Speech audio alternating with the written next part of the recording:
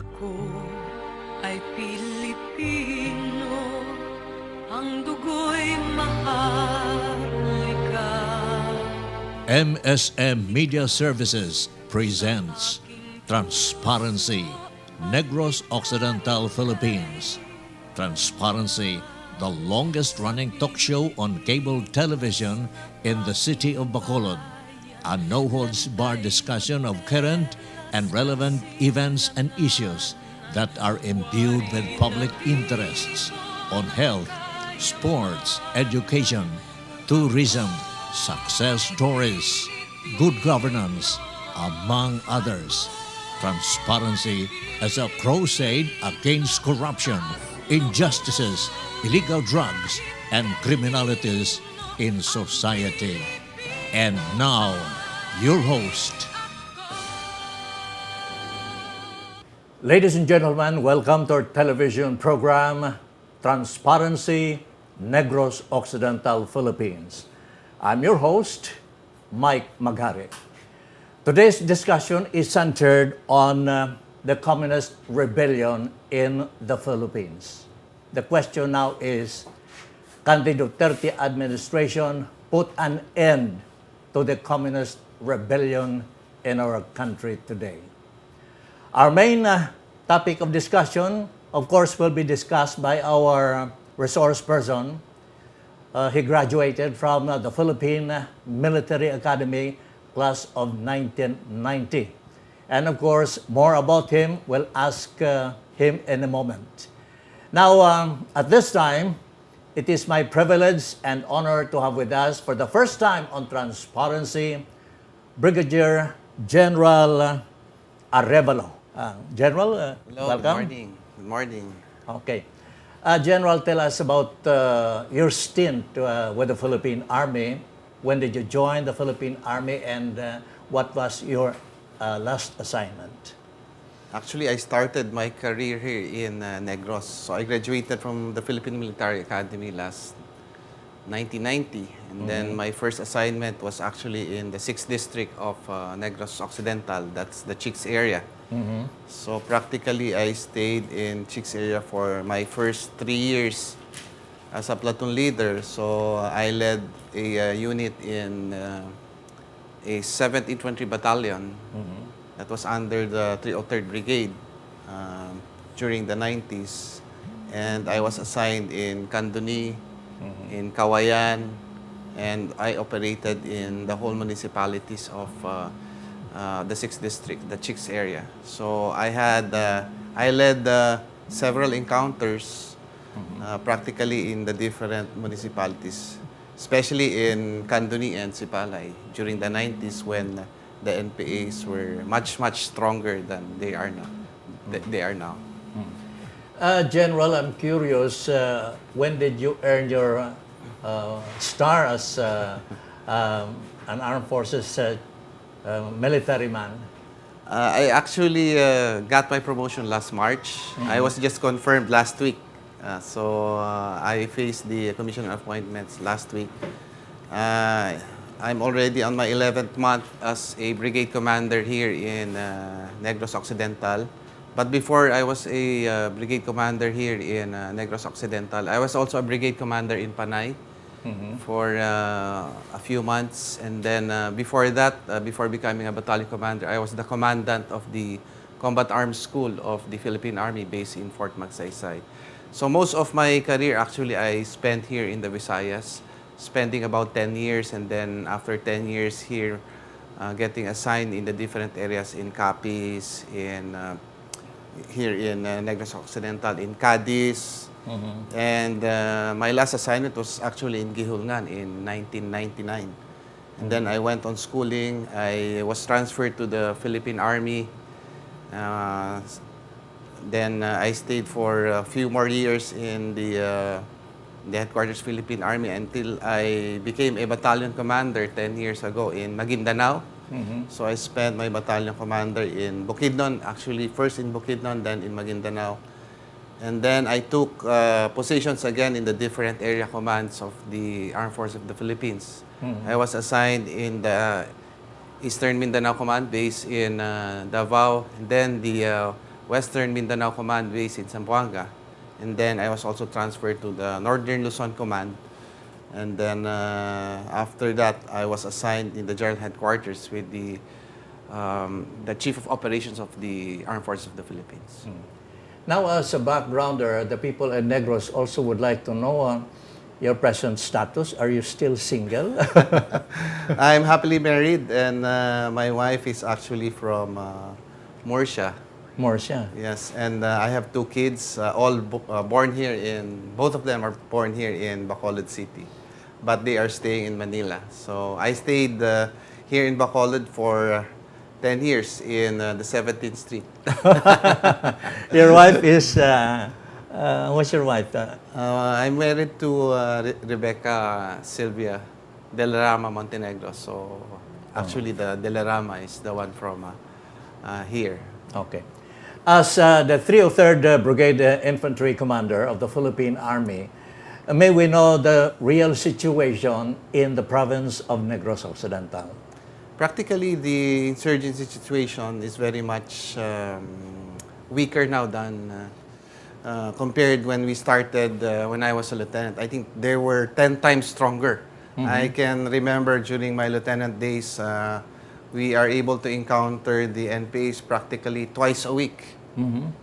But now, the engagement between the military and the NPA is very rare, actually. Maybe we're lucky if we are able to engage them once a month, or sometimes every other month. And strength is about, before they were almost 2,000 armed. That was way back in yeah, what when year? I started, when I was a lieutenant. Now they are just about 200 to 300, so much lower. But of course, when you have these kinds of armed groups roaming around, they can still do some atrocities. And most of the activities of the CPP-NPA is geared toward their extortion. Extortion. So it's not about their ideology, it's actually their extortion. They're able to generate funds through their extortion scheme, then generating resources and logistics from the people asking food, rice, and all the other resources that they can use. Now, we would like to know, because as of this moment, I'm happy to know that so many sectors in the province of Negros Occidental, especially the provincial government, is supportive of the communist rebellion, to put an end to this rebellion once and for all, no? So may we know the latest of this task force that was created, of course, with the cooperation of the provincial government? Just last December, our president came out with an executive order creating the National Task Force to end local communist armed conflict.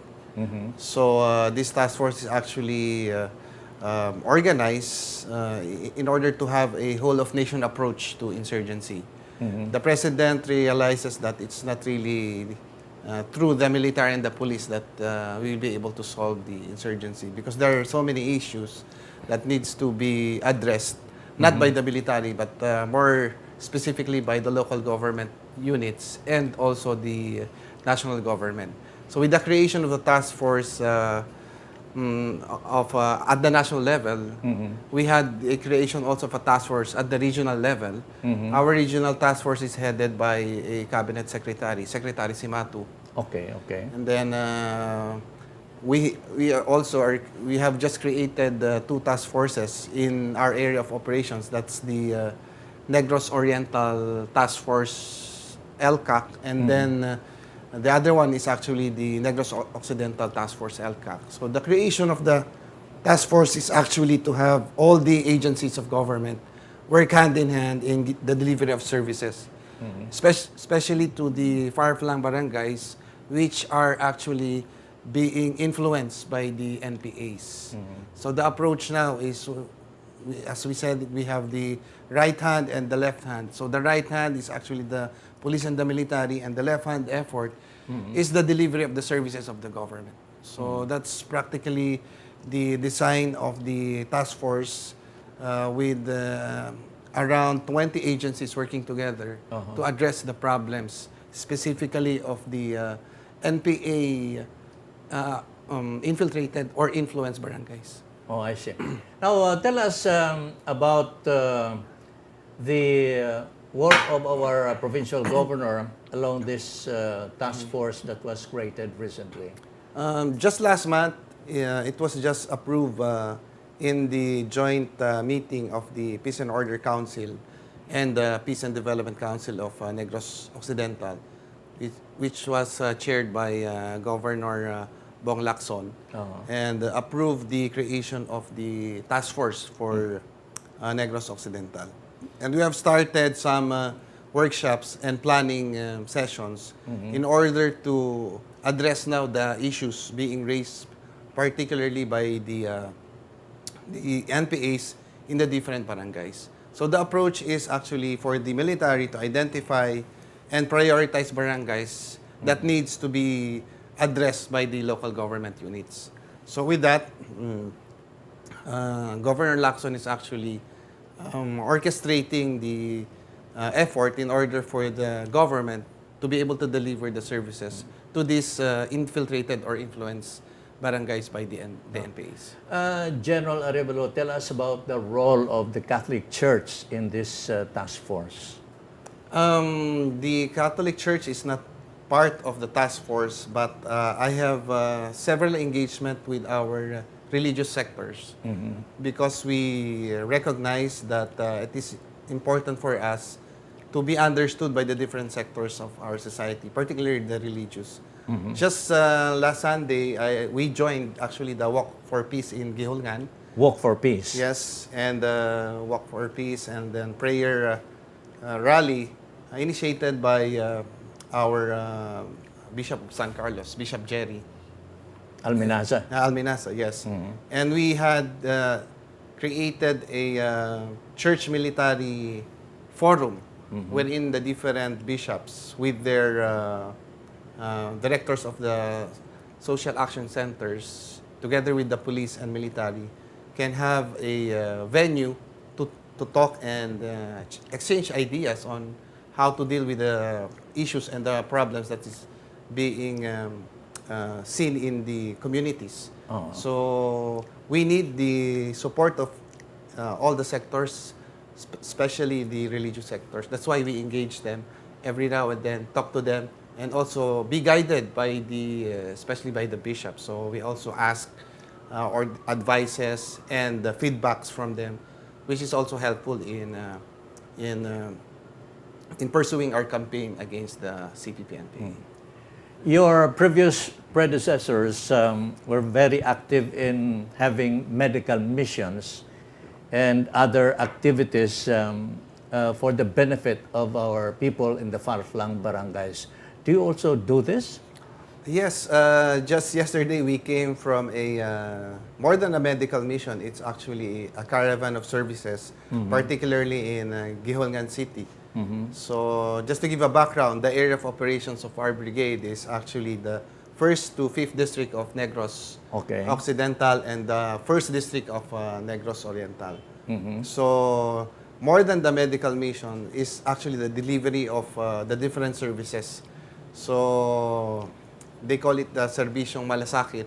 And then we have medical mission, we have consultations, we have the Department of Agriculture, the Department of Agrarian Reform, with all the different departments of the province. It's actually being brought to the barangays. So practically, you ship out all your offices, and for 2 days, they are there in the barangay because the issue of the populace, particularly in Barangay Trinidad, is it's very difficult to go to the provincial capital. That's in the case of the Oriental side. But here in the Occidental side, once in a while, we also join the different medical civic action programs that is being conducted, not only by the military, but also with the LGUs, the local government units. So it's also part of showing our concern and care to our people, more than just running after the armed NPAs. So as I've said, it's always, we call it the left hand and the right hand approach. Just recently, do you have encounters with the NPAs? And tell us about your activities of the 303rd. Yes, although we recognize the fact that we need services for people to avail of in the different barangays or in the fire-flanked barangays being visited by the NPAs, it is also important for the military and the police to run after the armed group because this is actually what I'm telling our troops. Our main job is really to run after the armed group.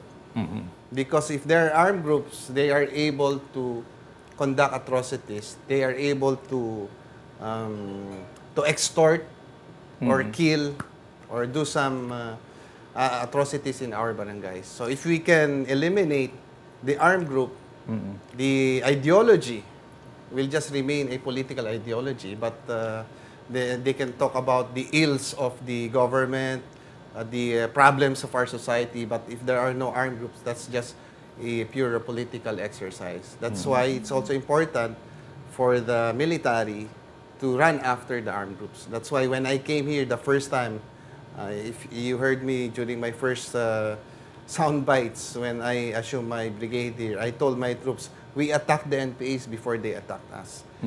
Just to emphasize how important it is for the military to be able to run after the NPAs. And then, now, while we're doing the running after the NPAs, we want the local government units and the national government to be able to deliver the services so that the people will not be deceived and convinced to join or to support the NPAs. Oh. Now, were there surrenders recently under your leadership? Yes, we have surrenderies in several occasions, and we're still expecting more in the coming weeks. This is also one of the thrusts we have with our local peace talks. We are able to convince some of the leaders of the NPAs to just go back to the folds of the law and go mainstream and live a normal and peaceful life.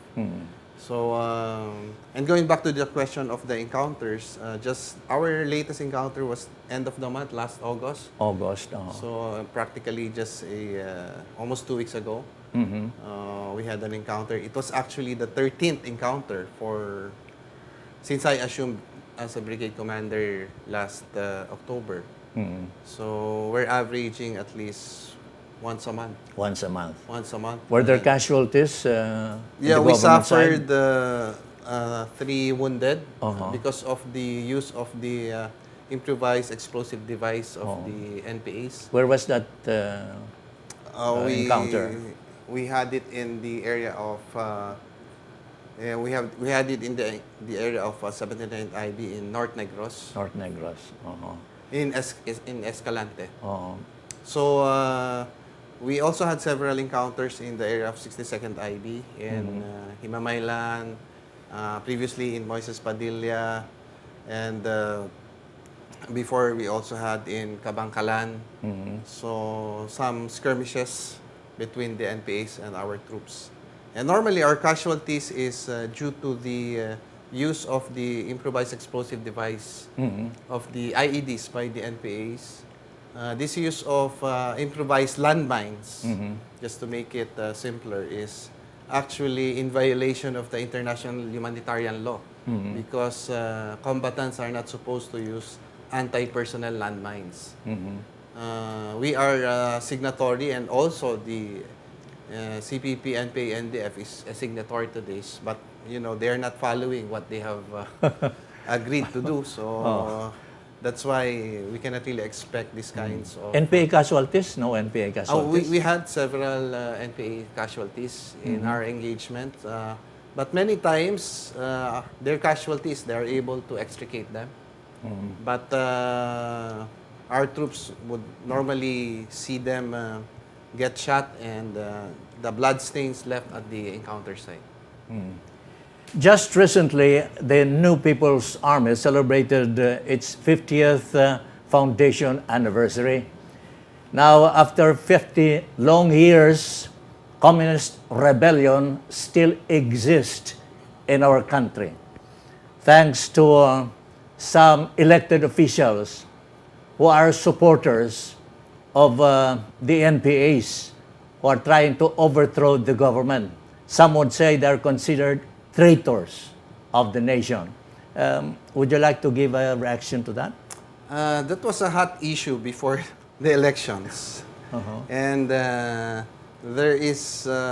was a clamor from some of these politicians to really oust me before the elections, because I was very vocal saying that we know that there are local government officials who are supporting the New People's Army. So, but even the former governor, even the governor now, was really asking, to be fair, they were saying, why don't you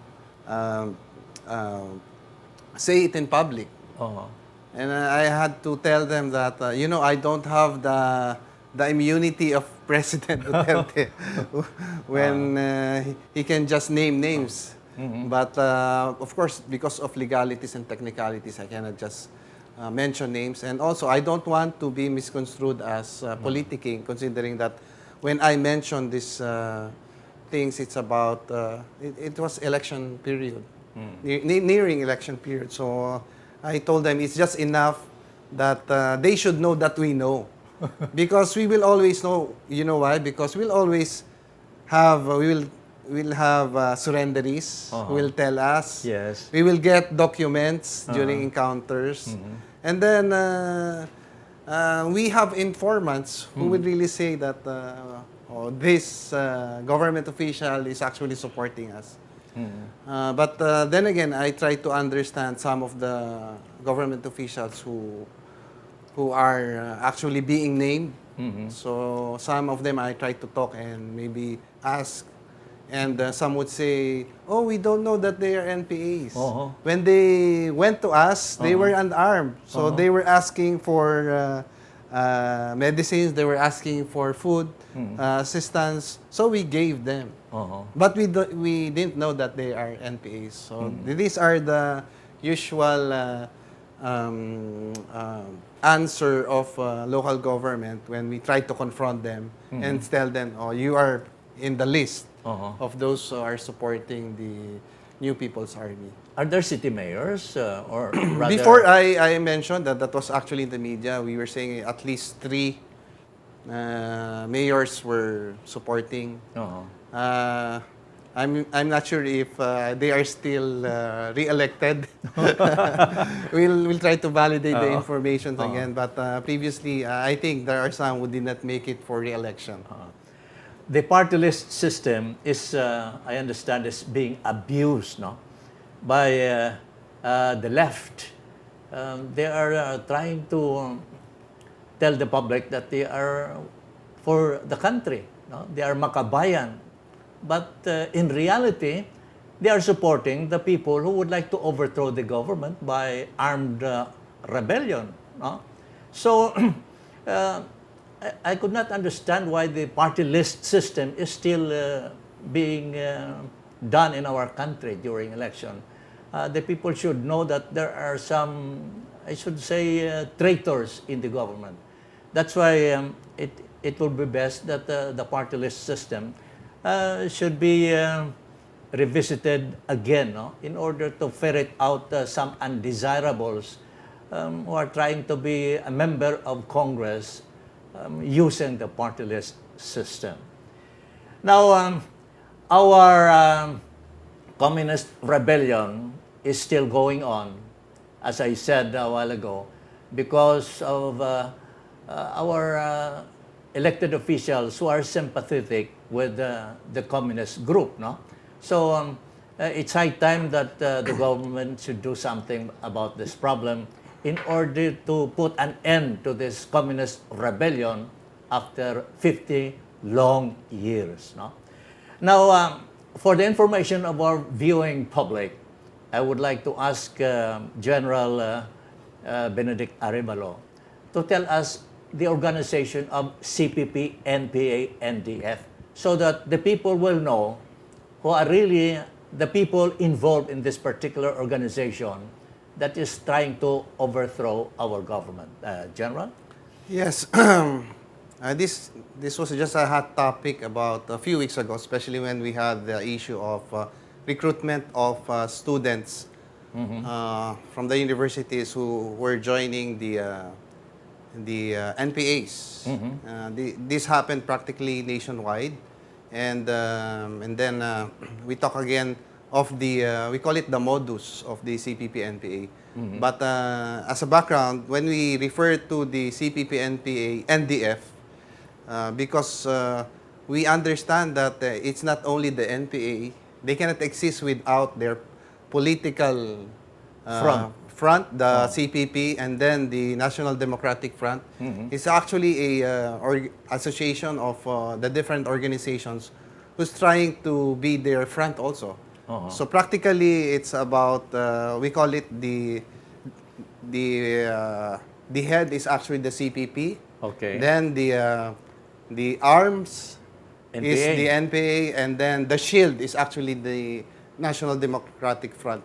So when we say this organization is practically, we call it the three-headed monsters. Okay. So they need the three monsters in one body in order for them to survive. And I'm not the only one saying this. If we will review the YouTube videos of Joe Masison, he was the one saying that in order to pursue the armed revolution, they need the three organizations, the CPP, the NPA, and the NDF. While it is already declared that the CPP-NPA is a terrorist organization, not only of our country, but also the United States, the European Union, almost 30 countries agreed that the CPP-NPA is a terrorist organization. Of course, the NDF, because of technicalities of our laws, they're able to have a legal personality. That's why you would say that some of them are getting elected through the party list system. But as part of their tactics, we call it the dual tactics. The dual tactics of the CPP, NPA, NDF is actually, first is to use the law against the government, and then infiltrate the government in order to weaken the government. So that's why we're seeing how come every now and then they're very particular about saying, oh, these are the violations of the human rights of the police, the military. But when the NPA is doing the violations, they are just keeping quiet because that's part of their tactics. Just like their karapatan. We know that they are a front in terms of advocating human rights. They will say that they are human rights advocates, but or human rights defenders. When every now and then I would say they are not defenders; they are pretenders. Actually, they will just pretend to be advocates, but we know that they are bogus in terms of human rights because they will only look at the seemingly violations of the PNP or the AFP. But when other organizations, particularly the NPAs, have violated and the NPAs admitting violating, killing, you will not hear anything from them because that's their tactics. To use the law against the government and then infiltrate the government in order to weaken the government. So this is actually the tactics of the CPP, NPA, and NDF. That's why it's very important when we address the NPA, we should not only be looking at the armed capability, we should be also looking at their organizational capability and their political capability. Because they are involved in party building, army building, and then the mass building. So these are the three thrusts of the CPP, NPA, NDF in pursuing their armed struggle. Their ultimate objective is actually to topple the government through armed revolution. So whether they're talking about saying democratic, oh, we are democratic organizations, they are just a mask of their true intentions. But in the end, we know that the NDF will eventually support the NPA and the CPP. So it's very clear, no? That is for the benefit of our viewers who would like to know about CPP, NPA, and NDF. Now, mentioning about Juma Sison, the founding chairman of the Communist Party of the Philippines, I understand there was already a representation with our government to the Interpol to arrest Juma Sison for murder, as it was decided by the court. Now, we will wait and see what will be the outcome of this arrest, if he will really be arrested by Interpol agents in Switzerland. Now, I understand there were some information that the Reserve Officer Training Corps is being planned, to be revived again, from the point of view of the Reserve Force of the Philippine Army. Can you tell us what's your take on this, General? Actually, for a country like the Philippines, where we have so many threats, if we will look at the different countries in the world, they are preparing for a war that is not yet coming to them. Mm-hmm. The Philippines had been fighting practically, although it's insurgency, we have been fighting an enemy or enemies of the state. And yet, if we look at the trend worldwide, we look at Singapore, they are preparing. Everybody is preparing. Look at the other countries, Israel, even in the our neighboring countries, Indonesia, Malaysia. Everybody is preparing because they say, in times of peace, you prepare for war. In times of war, you prepare for peace. And yet, the Philippines, with so many threats, maybe we are not even preparing. So you're saying there's a issue on our external territory. We have issues in the internal security. And yet, we take the military training for granted. We even gave them option, you just do the civil works instead of military training. So if you notice, because I've talked also when I had the privilege of meeting lots of allied officers from the different countries, they were saying, the problem sometimes is when our concept of security is not very strong. Because we're used to being shielded by the U.S. Remember, we had the U.S. bases before. Yes. So the security situation of the Philippines, practically, we were subsidized by the presence of the U.S. bases. But now we don't have the U.S. bases. We were on our own. We are on our own, and yet we don't want to prepare. And the best way to prepare for a war or something later on is actually prepare the citizenry. It's a citizen armed force that can respond not only in a military situation or crisis, but also in the disaster. Okay. So that's why it is important for us to actually let our youth also develop their discipline, their patriotism through the military trainings. I think we just lost in the leftist propaganda in the recent years. That's why they were able to let the ROTC be practically scrapped or just be an option, not compulsory. I can still remember that we have to undertake the citizen army training when we were in high school, and then we have the basic ROTC when we were in the second year college. So it is important for us to really prepare and contribute to our, not only through the national security, but also develop the sense of patriotism, especially to our youth now. Okay. Mga kabyanan, very interesting aton nga discussion with General Benedict Arevalo, our 303rd Infantry Brigade Commander of the Philippine Army. And of course, We'll pause for a while. After the break, we will talk about some of the officers of the brigade and their contributions and possibly medals or awards that they have received. We'll take a quick break. Dali lang, Gabe. We will be back shortly. Ako ay Pilipino. Live the dream. Feel the magic. Welcome to Magic Land,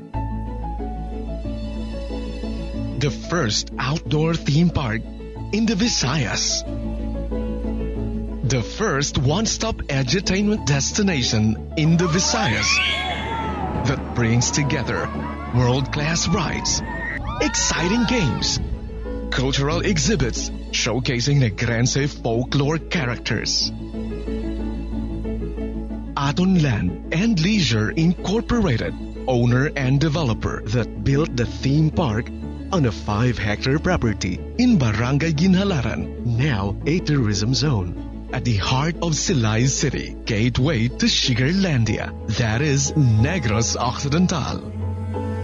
In April 2017, Aton Land launched Magic Land with the promise of catalyzing tourism and spurring economic activity in Negros Island. Soon, families and tourists will enjoy the thrill rides, especially the Crazy Trail, that is one of its kind in the country. The family and kiddie rides, all designed with highest quality and safety standards by lead suppliers from Asia and Europe. Magic Land is a member of the International Association of Amusement Parks and Attractions.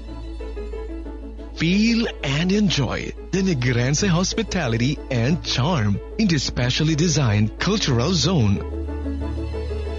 Live the fabled Negrense lifestyle as you enter the galleries, restaurants, and coffee shops. Themed with architectural icons inspired by Negrense heritage homes.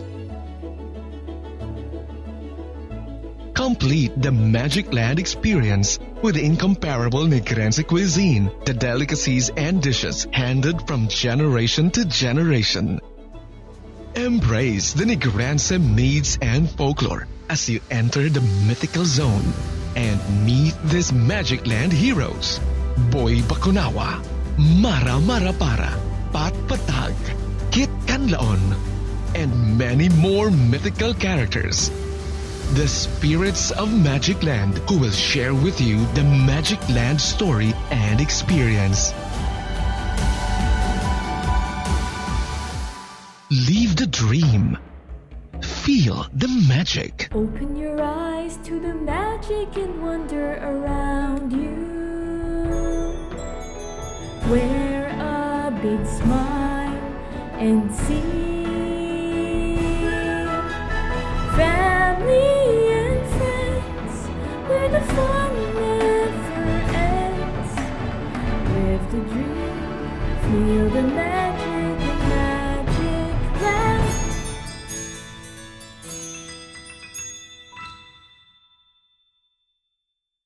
Casino Filipino, your partner in building our nation, is inviting everyone to come and watch the following upcoming free celebrity shows at Casino Filipino Bacolod, El Teatro, El Fisher Hotel.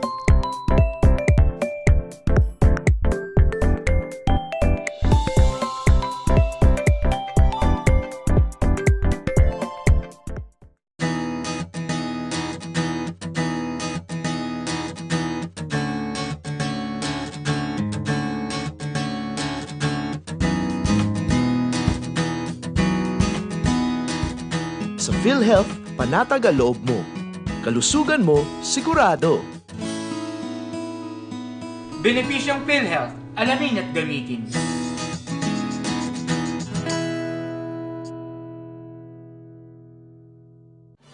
Ako ay Pilipino.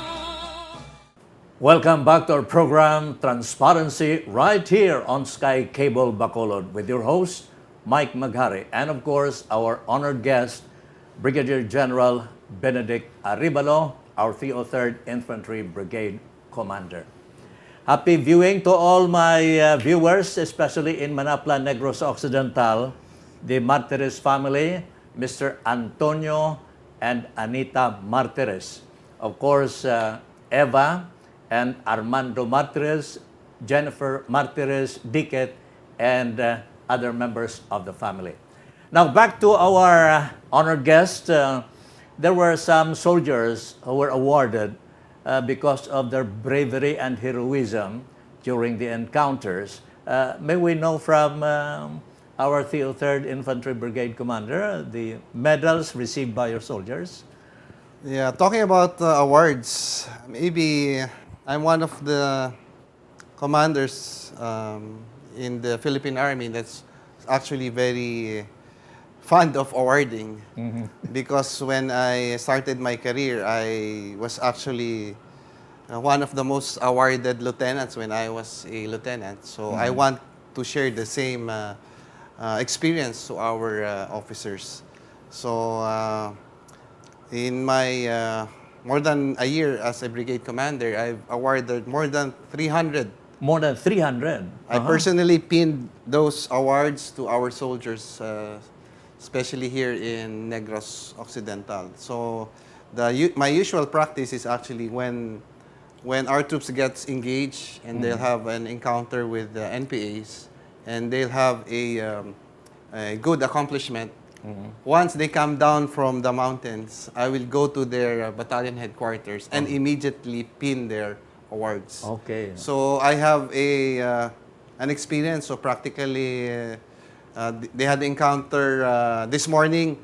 In the afternoon, I was already awarding, and including some of the wounded in the hospital. I do that. So I'm one of the commanders who is actually giving awards as often as possible compared to some of the units, because I believe that people who are appreciated will perform better than expected. So I try to appreciate the job of my troops.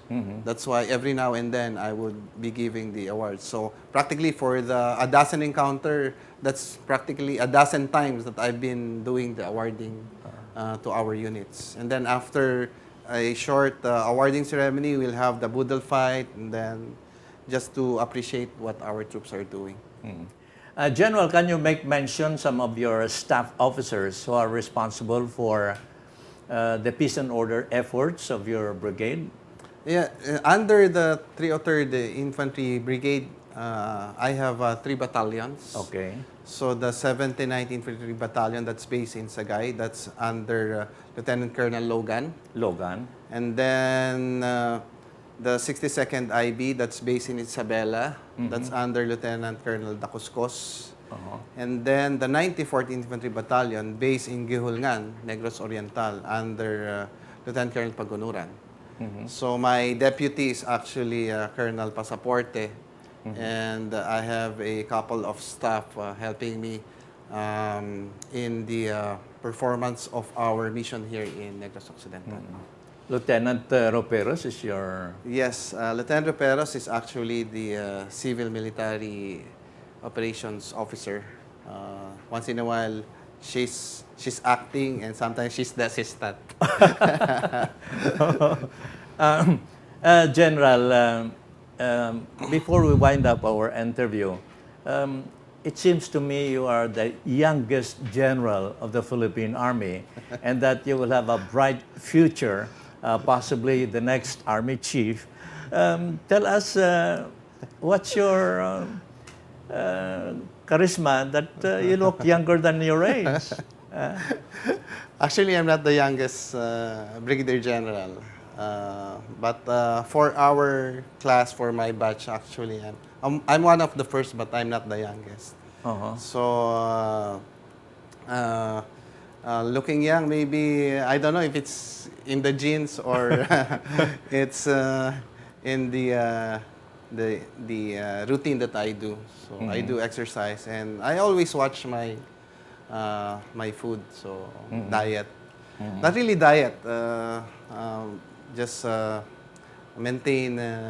I say it's sleep well, eat well, and exercise well. So that acronym is actually SEX, sex.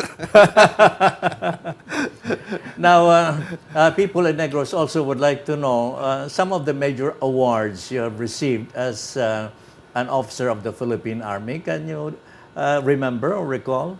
Yes, it's very difficult to really to talk about myself, especially. I'll be Not to lift your chair. lifting my own chair. But anyway, just maybe for people to appreciate the kind of officer I am. In the Philippine Military Academy, we have we call it the Cavalier Award. That's we call it that's equivalent to the 10 most outstanding graduates. So in my case, I think that's one of the most significant awards that I received, because it's the Philippine Military Academy awarding it to me. In 1994, I was adjudged as the Cavalier Award for Army Operations for my stint here in Negros, particularly in the Chicks area, because I received almost 2 dozens combat awards when I was a platoon leader and a company commander, leading my troops in the encounters I had when I was a lieutenant. So that's one of the most significant. Of course, I have the Distinguished Service Stars when occupying important positions, military merit medals, military commendation medals. Practically, most of my awards, I've earned it in combat. So, during my time, that was during my time, I was one of the most awarded in combat. That was during my time. But now, I think so many officers already had better accomplishment than I did. And more than the awards, actually, it's just the recognition that I am able to contribute to the mission of the Armed Forces of the Philippines. I'll not mention the other awards. Okay. We still have a few minutes of our time on our program, Transparency Negros Occidental. We'll be back after a few reminders. Stick around.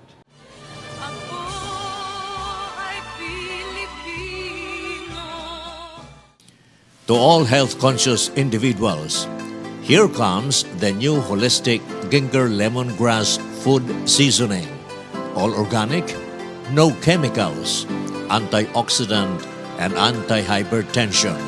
To taste is to believe. For orders, contact Noli Maghari at cell number 09212-575-036. Sub-retailers are welcome. Need antiques for your home and office? Antiquities is the right answer. Antiquities has a lot of furnitures and products to choose from. Display Center is at Circumferential Road, back of Espinos Village, Bacolod City. Owned and managed by Germano Corporation. For more information, please contact Annalisa C. at telephone number 446-2776.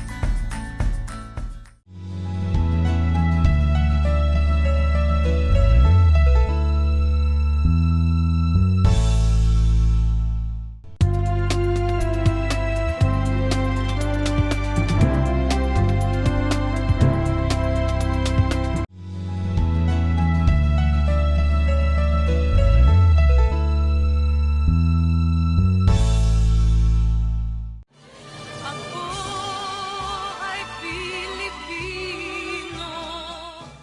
Welcome back to our program, Transparency, right here on Sky Cable, Bacolod. Now, we still have a few minutes of our time. Of course, our main topic of discussion is can the Duterte administration put an end to the communist rebellion in the Philippines and in Negros Occidental in particular. Now, on your part, General Arevalo, do you think the Duterte administration can put an end to this problem? I think if there is an administration who can really do it, it's this administration, because you will see the kind of president he is, particularly in terms of really addressing the threats. He's very much head-on. And it is the first time that you will hear a president really not only addressing our problems in the South, but practically he was mentioning about our ending the insurgency against the CPP, NPA, NDF. And with the organization of the National Task Force, which is actually is the one heading, now he can direct the different agencies to really be in active participation in addressing insurgency, not just the military and the police. That's why I think with the creation of the National Task Force, which will be replicated in the provinces, the regions, municipalities, and cities, this will practically hasten our quest really to end the local armed conflict, not only in the whole country, but also here in Negros. We are gaining so much grounds now, and if we can just maintain the momentum, maybe in the next 2 to 3 years, and with the services coming, just yesterday, the governor of Negros Oriental inaugurated a 300 million worth of road project from Gihulngan practically to Barangay Trinidad. The significance of Barangay Trinidad is where the NPAs marched and celebrated last December. So practically that barangay is influenced and practically controlled by the NPAs in December. But now, you will see that we are we are very much in control of that barangay. And the services are being brought to that barangay. Roads are going to that barangay. And the roads will traverse actually going to Moises Padilla. So this is actually what we need to solve insurgency, not just the military and police. When we are able to build roads, bring in services to our barangays, I think that will eventually solve the insurgency. And this government is the one I'm seeing that is really very, very serious in addressing these kinds of issues. And of course, with the help of the local government units, our governors, mayors, congressmen, chipping in to build projects that would be for the benefit of our people. So I should say within the 2 to 3 years, if we can just maintain the momentum of the task force and all the agencies of the government working together and really delivering the services that our people deserves, I suppose we can really end our insurgency in 2 to 3 years' time. How about the local peace dialogues with the local We members? are actually continuing that. That's why we're expecting some more surrenderies in a few weeks or a few months. And if this will also continue, this will practically lessen the membership and the ranks of the NPAs, as we have experienced in the previous months. So it's also important for everyone to cooperate and support the campaign of the government against insurgency. Because some of the issues are not actually for the government to solve. It's actually for example, employers. If you are not paying your employees well, there's an issue there. And this will be taken advantage of by the leftist organization, and then later on, the leftist organizations, their members will be recruited to join the NPAs. So it's not only the government, it's actually the whole of nation practically working together in order to solve the insurgency. So if you just look at the military and the police to solve it, it cannot be solved by the military and the police alone. We need the government, we need the community, we need the populace to help and chip in in the quest for ending insurgency. So that will, so depending on the participation of everybody, that will determine whether we'll be successful or not. Okay. The judicial system is also being eyed, no, to of course contribute, because some of the people would say justice delayed is justice denied. So they blame the government, the whole government, but actually it's also our judicial system that is to be blamed, no? Now, our parting message, General, to the good people of Negros, and your appeal to the community to help in the fight against this communist rebellion. As I have said and as I have emphasized, the problem of insurgency cannot be solved by the police and military alone.